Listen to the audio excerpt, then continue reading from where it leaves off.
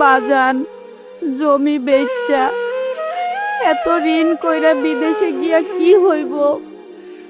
কখন তুমি বিদেশ গেলে আমার কি হইব?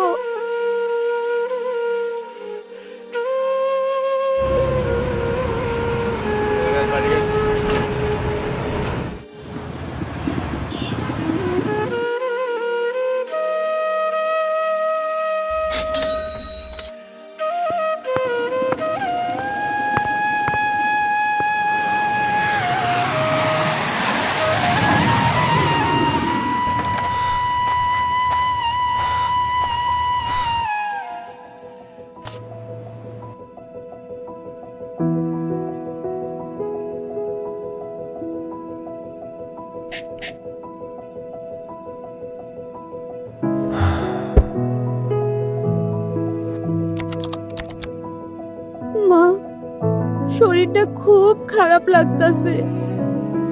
মনে হয় ঘরে নতুন মানুষ আইব।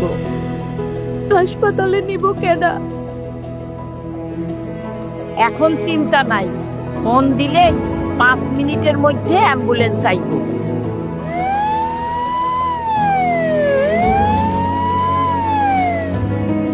কত টাকা বিল হইছে?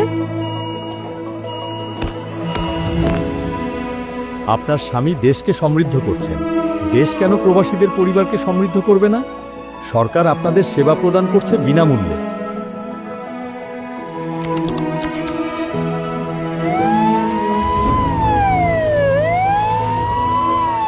হায় হায়, আমরা বাড়ির ছিলাম না, এই সুযোগে চোর সবকিছু চুরি কইরা লইয়া গেছে। আপনারা চিন্তা করবেন না, চোর ধরা পড়েছে এবং আপনাদের মালামাল উদ্ধার করা হয়েছে। নতুন সরকার আইসা সব কিছুর বিচার দ্রুত করে ফালাইতাছে, কোনো ঘুষ দেওয়ান লাগতেছে না। বৌমা, দেখো তো কি চিঠি দিয়া গেল। মা, সরকার থেকে চিঠি আইছে। আয়েশার পড়ালেখার দায়িত্ব সরকার নিছে।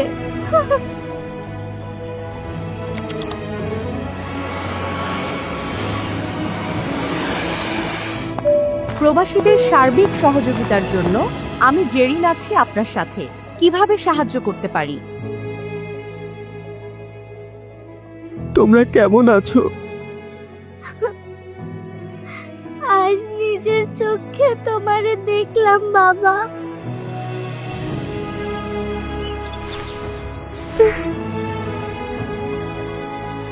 তুই কি আবার বিদেশে যাইবি? দেশে বেকারদের প্রশিক্ষণ দিয়া যেমন বিদেশ পাঠাইতেছে, তেমনি দেশেও কর্মসংস্থান তৈরি করতেছে। আগে আমরা প্রবাসীরা ছিলাম টাকার মেশিন। আজ যারা আমার মা, স্ত্রী, মাইয়ার সম্মান রাখছে, চিকিৎসা সেবা দিছে, মাইয়াটার পড়ালেখার দায়িত্ব নিছে, ভাবতাছি আর বিদেশ যাবো না, এই ঐক্যবদ্ধ বাংলাদেশে থাইকা যাবো। ঐক্যবদ্ধ বাংলাদেশ গড়তে দাঁড়িপাল্লায় ভোট দিন।